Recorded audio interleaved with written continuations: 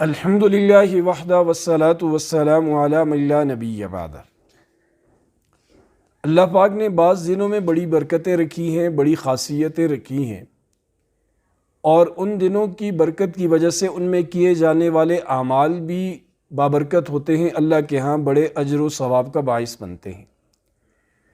محرم الحرام کا پورا مہینہ بابرکت ہے، پہلا عشرہ بڑی برکتوں والا ہے، اور خصوصاً یوم عاشورہ 10 محرم الحرام بابرکت دن ہے۔ گزشتہ نشست میں اس پر بات ہوئی تھی کہ اس دن کتنے بڑے بڑے کام واقعات کائنات میں اللہ پاک کی طرف سے رونما ہوئے۔ حضرت امام حسین رضی اللہ عنہ کی شہادت بھی اسی دن ہوئی۔ اب اس دن کو عاشورہ کہا جاتا ہے۔ عاشورہ 10 سے ہے، 10 کے معنی میں، یعنی 10 تاریخ۔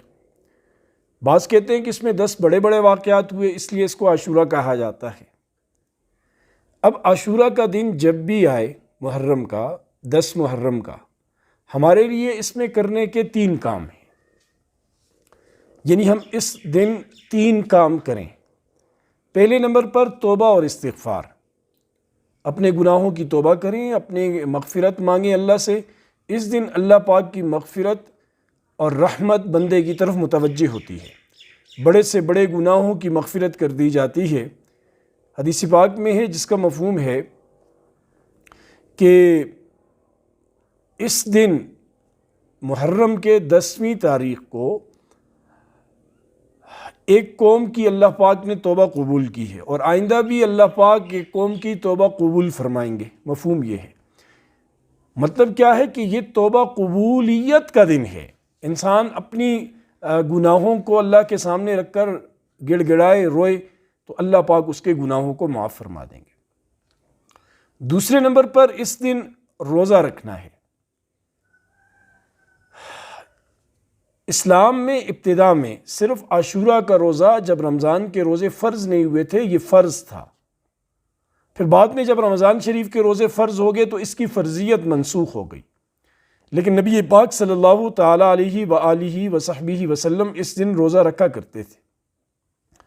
اور جب مدینہ منورہ تشریف لائے اور آپ صلی اللہ علیہ وسلم نے جب روزہ رکھا، اور پتہ آپ کو بتایا گیا کہ اس دن تو یہود بھی روزہ رکھتے ہیں، فرعون کے غرق ہونے کی خوشی میں، وہ اس دن غرق ہوا تھا، اور موسیٰ علیہ السلام اور اس کی قوم کو اللہ پاک نے اس دن نجات عطا فرمائی تھی، تو وہ اس دن روزہ رکھتے ہیں۔ تو آپ علیہ السلام نے فرمایا کہ پھر 10 کے ساتھ ایک دن اور روزہ رکھا کرو، مطلب یہود کی مخالفت کرو۔ اگر وہ ایک دن رکھتے ہیں تو تم 2 دن رکھو، 9 اور 10 یا 10 اور 11۔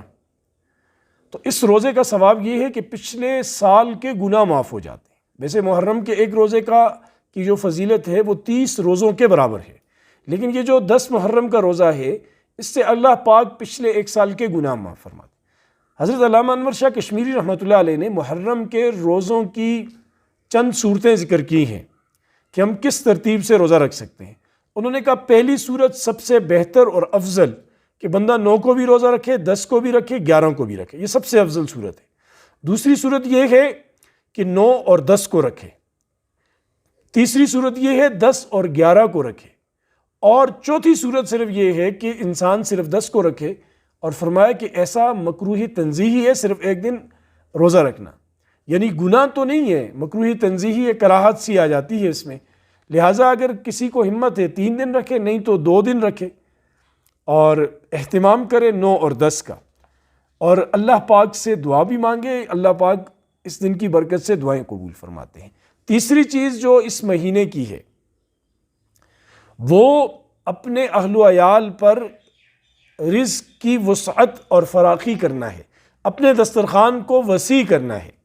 حدیث پاک کا مفہوم ہے، آپ علیہ السلام نے فرمایا کہ یوم عاشورہ کے دن اپنے اہل و عیال پر اپنی طاقت بساط کے مطابق اپنے دسترخوان کو وسیع کیا کرو، کیونکہ جو بندہ ایسا کرتا ہے اللہ پاک پورے سال اس کے مال، اس کے رزق، اس کی آمدنی میں اللہ پاک برکت ڈالتے ہیں، اضافہ فرماتے ہیں۔ تو اس کا اہتمام کریں، اچھی چیزیں پکائیں، بہترین طریقے سے گھر میں آپ کی بیٹیاں، بیٹے، آپ کی اولاد، خاندان، تو سب جتنا آپ کی وسعت ہے اتنا وہ کریں، لیکن اللہ کے نام پر ہو، کوئی ایسی چیز بیچ میں شامل نہ ہو جو آپ کی اس عبادت کے اندر خلل ڈالے۔